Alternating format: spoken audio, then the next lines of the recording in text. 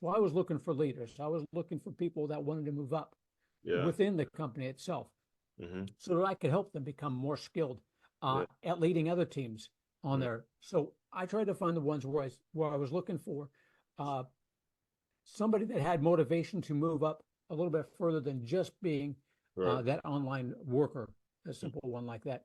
So that's what I think it really helped when I was building up those teams is Yeah. when I was doing the interviewing, Hmm. is I would find out from them who wants to be, you want to move up into management, you want to learn more skills. I'm going to teach you those skills. I'm going to do that.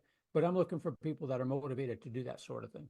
Yes, and that's actually I'm so happy you brought that up because it's taken me back to, just because you may be the cashier, just because you may be working at a fast food place does not mean you can't inspire or aspire to do some major things. I'll give you an example. There was a 7-Eleven that I would go to frequently by my aunt's house, right?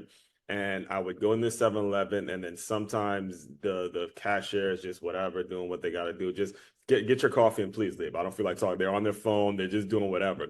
Till one day I went to the 7-Eleven and this lady's asking me, how's your day? What type of coffee do you like? What are you doing up so early? This, down, the third. And then I looked at it because this was actually when I was just starting my podcast. And I'm like, man, thank you for that.